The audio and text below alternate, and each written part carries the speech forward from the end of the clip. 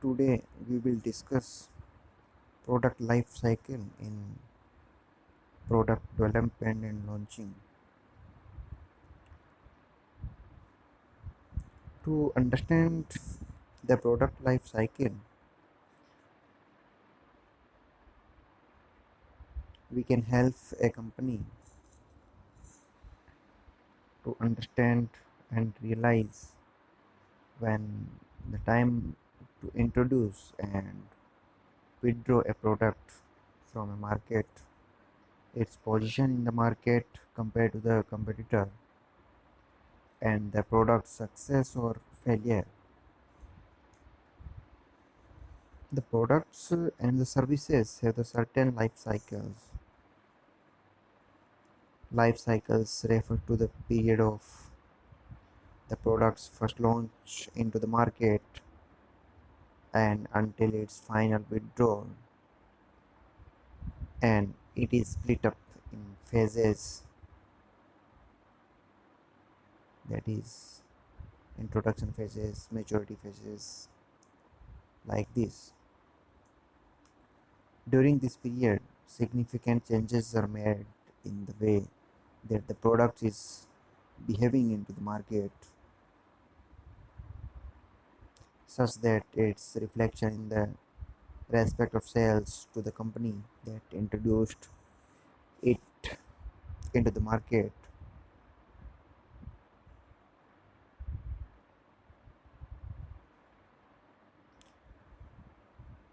For understanding this product life cycle, we have to need to develop strategies and methodologies that are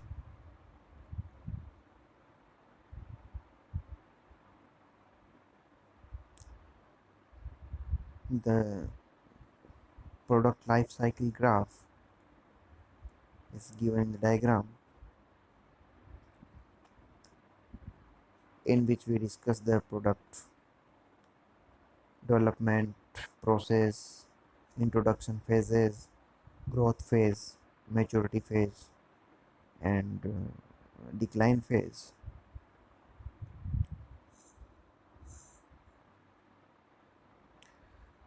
In which the first is product development phase. Product development phase begins when a company finds and develops a new product idea.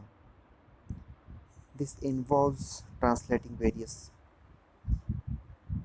pieces of information and incorporating them into a new product. A product is usually undergoing several changes involving a lot of money and time during development before it is exposed to target customers via test markets. Those products that survive the test market are then introduced into a real marketplace, and the introduction phase of the product begins.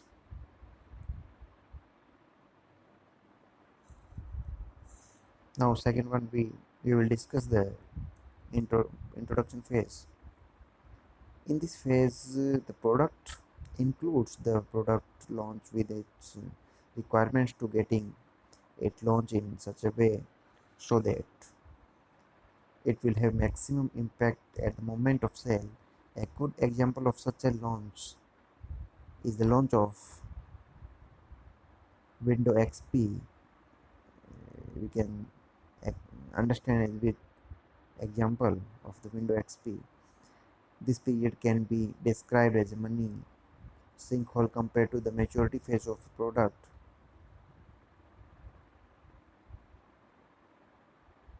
In this phase, distribution arrangements are introduced.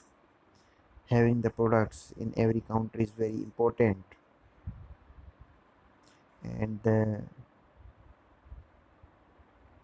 pricing of object is something else for a company to consider during this phase. Product pricing usually follows one or two well-structured strategies. Early customers will pay a lot of new and This will help a bit to minimize that sinkhole that was mentioned earlier.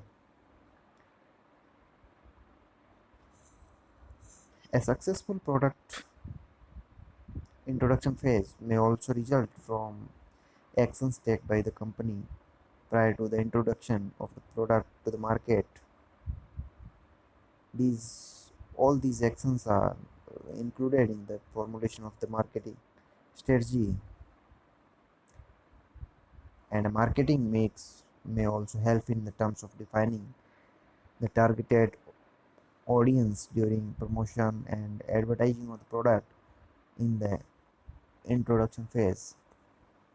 These are includes in the introduction phase. Now we talk about the growth phase.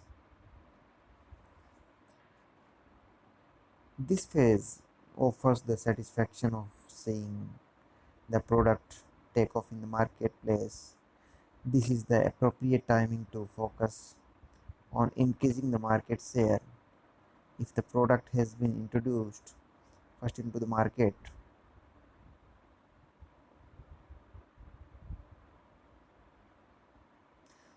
that is called as the exciting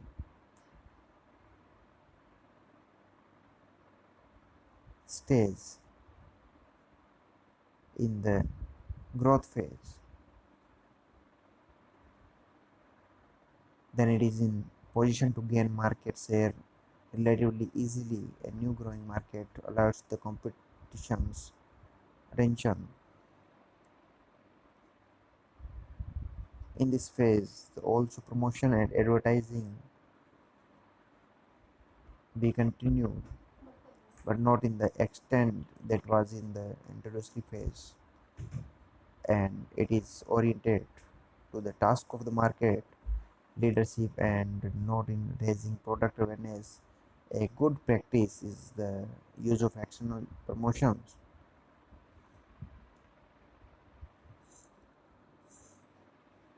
This period is the time to develop efficiencies and improve product availability and services, cost efficiencies and time to market, and pricing and discounts policy are major factor in gaining customer confidence. Good average in all marketplaces worthwhile goal throughout the growth phase.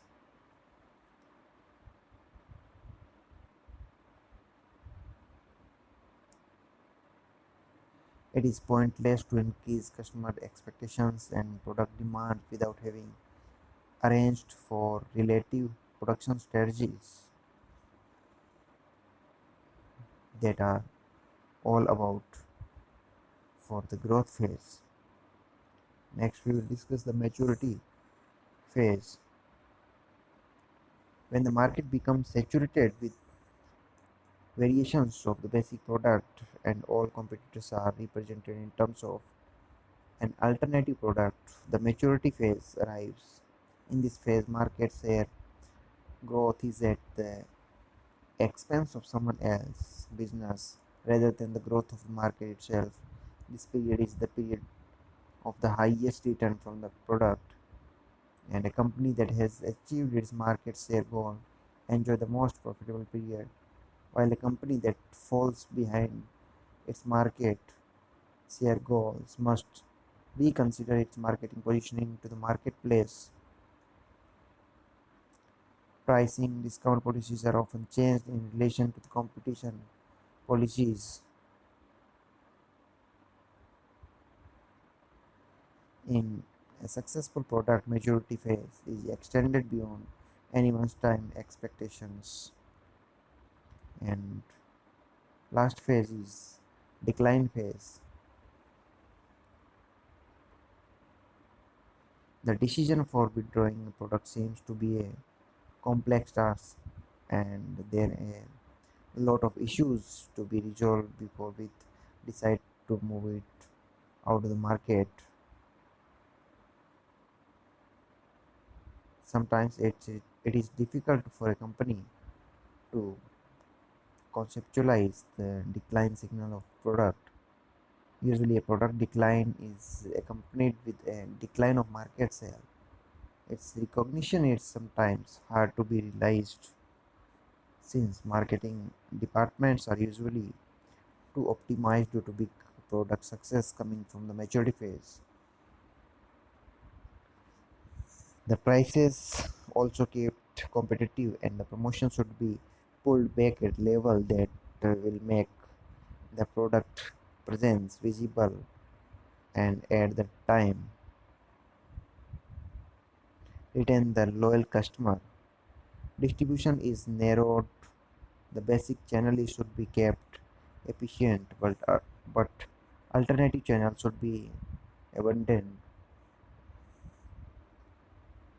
For, a, for an example, a 0800 telephone line with shipment by a reliable delivery company paid by the customer is worth keeping. That is all about the product life cycle.